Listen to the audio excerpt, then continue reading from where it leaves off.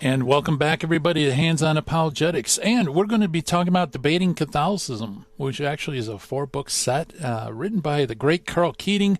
As you know, Karl is the founder and president of Catholic Answers. He's written extensively on apologetics and other genres. And also he has fantastic books and insights. We've been doing series over classic apologetic classics, and I think this series could fit within that genre because it definitely is a apologetic classic. And by the way, you can check out all of Karl's stuff at karlkeating.com. And Karl, welcome to Hands-On Apologetics. Gary, it's great to be back with you. Yes, it is, my friend, and especially with this topic. I was just thinking before the show, back when Catholic Answers, maybe even before it even started, I don't know when these dates fall chronologically, but it was kind of like the Wild West, wasn't it, in terms of how debates were, and it's nothing quite as civilized. I mean, modern debates are very civilized compared to some of the encounters you've had. Well, I had the privilege, or whatever the opposite might be, of meeting in public some of the fiercest anti-Catholics from the fundamentalist camp. Mm-hmm. And these were all learning experiences for me, for sure. I think you may be right that debates as a whole, at least involving Catholics, have become a little more simmered down, shall we say. But that largely is because the opponents have changed somewhat.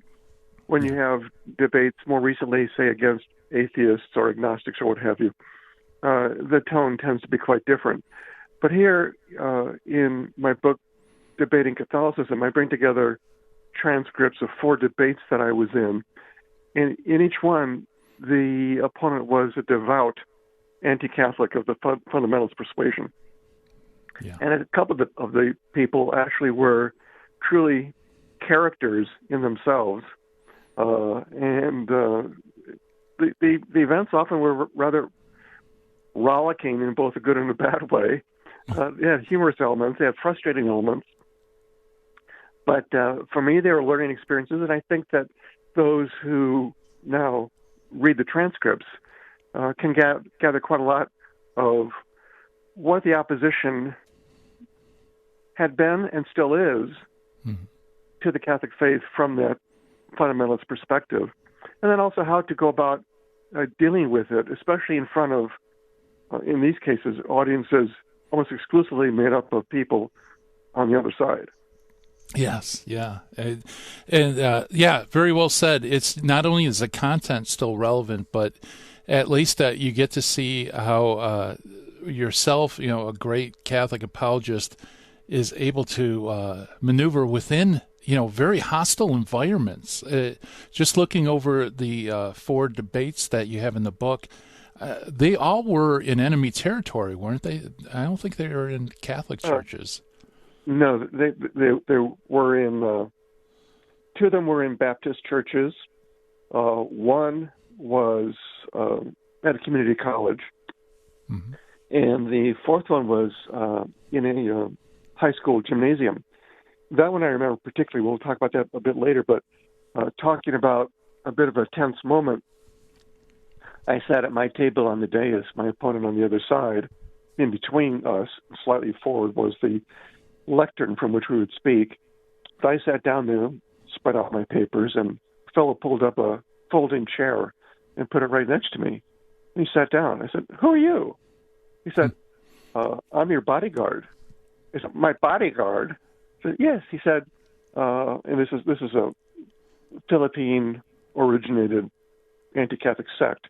He said, "When our debates don't go well in the Philippines, sometimes our people storm the dais." Oh, great!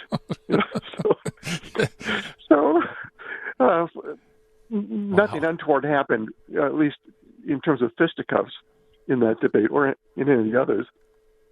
But still, it was a kind of tense moment that I wasn't exactly expecting. Yeah. Was this person sincere, or was he just trying to rattle you before the debate? No, he was sincere.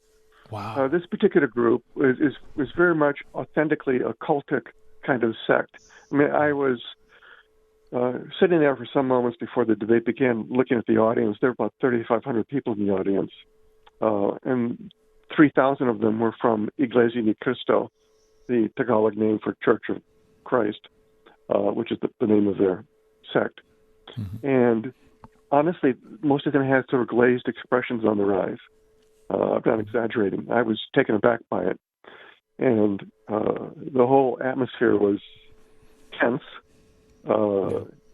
It was summer, and yet I think they actually turned on the heat in the gymnasium to put me more off, and that tended to help. I was sweating quite a bit, not so much out of worry about my opponent, but simply because it was hot.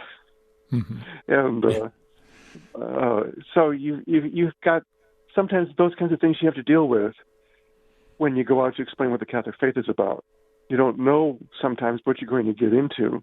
And this is true whether you're speaking before 3,500 people or 3 people. You never really know. And so although you prepare as you can't prepare for everything.